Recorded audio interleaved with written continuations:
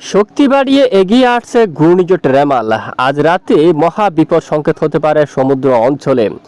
ইতিমধ্যে বঙ্গোপসাগর উত্তাল দেখা যাচ্ছে, ধীরে ধীরে উপকূলীয় সমুদ্র উত্তাল হতে যাচ্ছে। আজ রাতে বিপদ সংকেত বাড়াতে পারে বাংলাদেশ আবহাওয়া অধিদপ্তর থেকে। এরই মাঝে বাংলার কিছু কিছু এলাকায় শুরু হচ্ছে বজ্র বিদ্যুৎ সহ ঝড় বৃষ্টি, এবং আজ রাতে দক্ষিণের বেশ কিছু এলাকায় মেঘ ছেয়ে যেতে পারে এবং শুরু হতে পারে কিছুটা ঝড়ো বাতাস, এবং আগামীকাল সরাসরি আঘাত করতে পারে ঘূর্ণিঝড় রেমাল। মহা বিপদ সংকেত কিন্তু উঠাতে পারে বাংলাদেশ আবহাওয়া অধিদপ্তর থেকে। তো আমরা নজর করেছি, অবশ্যই সঙ্গে থাকবেন। দেখুন, প্রচণ্ড মেঘমালা কিন্তু ধীরে ধীরে আগাচ্ছে। এই মুহূর্তে মায়ানমার উপকূলীয় অঞ্চলে প্রচণ্ড আকাশ মেঘাচ্ছন্ন হয়ে গেছে এবং টেকনাফ পর্যন্ত কিন্তু মেঘ চলে আসছে অলরেডি।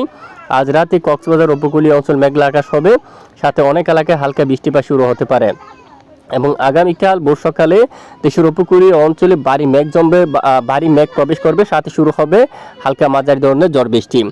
ইতিমধ্যে আমরা আপনাদেরকে দেখিয়ে দিচ্ছি, একটু আমরা সরাসরি এই মুহূর্তে চলে যাব বায়ুর জাপটা মোড়ে, দেখি বাতাসের গতিমাত্রা কেমন থাকবে।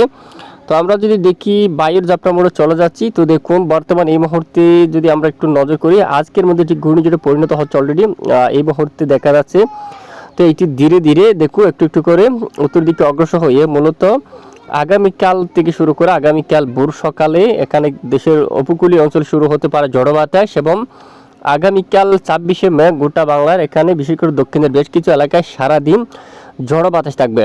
এখানে দক্ষিণের উপকূলীয় অঞ্চলে প্রচণ্ড দমকা বাতাস থাকবে এবং ঘূর্ণিঝড় রেমাল কিন্তু আঘাত করবে উপকূলীয় অঞ্চল দিয়ে। বিশেষ করে ঘূর্ণিঝড়ের আমরা দেখতে পাচ্ছি গতিপথ দেখতে পাচ্ছি, এখানে কলাপাড়া দিয়ে সুন্দরবন, এখানে হালদিবাড়ি, এখানে দক্ষিণ 24 পরগনা, উত্তর 24 পরগনা এলাকা দিয়ে, এবং এই যে গঙ্গাসাগর এবং এখানে খুলনা বিভাগের উপর, এবং বরিশাল এবং কলাপাড়া, ঝালকাঠি, আর এদিকে মঠবাড়িয়া, লালমোহন, বরিশাল, খুলনা সব এলাকায় এই ঘূর্ণিঝড় রেমাল কিন্তু আঘাত করবে।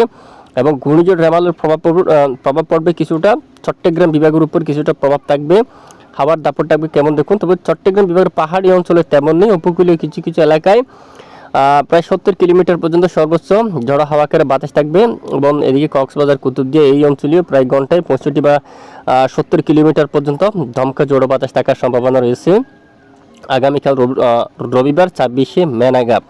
এছাড়া ঘূর্ণিঝড় সরাসরি স্থলভাগে প্রবেশ করবে আগামী 26শে মে রবিবার, এবং ধীরে ধীরে আগামী সোমবার পর্যন্ত এটি কিন্তু তাণ্ডব চালাবে। বেশ কিছুদিন আমরা এখানে দেখতে পাচ্ছি ব্যাপক আকারে, এখানে এই যে খুলনা, বরিশাল বিভাগের সমস্ত অঞ্চল জুড়ে ব্যাপক আকারে কিন্তু তছনছ চালাতে পারে। তাই আগে থেকে আপনারা পূর্ব প্রস্তুতি নিয়ে রাখবেন। এবং ঘূর্ণিঝড় রেমালের হাত ধরে বাংলার বেশ কিছু এলাকায় শুরু হতে পারে মাঝারি থেকে ভারী বৃষ্টি।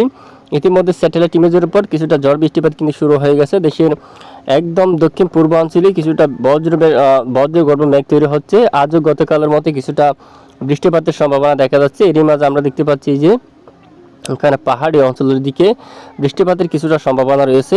আর সমুদ্র অঞ্চলে ব্যাপক ভারী বর্ষণ কিন্তু দেখা যাচ্ছে ইতিমধ্যে। এবং বিশাখাপট্টনমের দিকে দেখুন, এখানে বিজয়ওয়াদা, এখানে কিন্তু ভারী মেঘ, এখানে প্রচণ্ড বজ্র সহ মেঘ তৈরি হচ্ছে।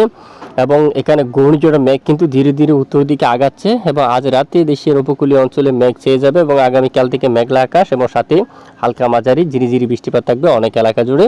এবং আগামীকাল মূল 26শে মে নাগাদ শুরু হতে পারে ঘূর্ণিঝড়ের কিছুটা তাণ্ডব, এবং আগামী 27শে মে থেকে প্রচণ্ড আকারে ঝড়ো বাতাস এবং মাঝারি থেকে ভারী বর্ষণ হতে পারে বাংলার বেশ কিছু এলাকা জুড়ে।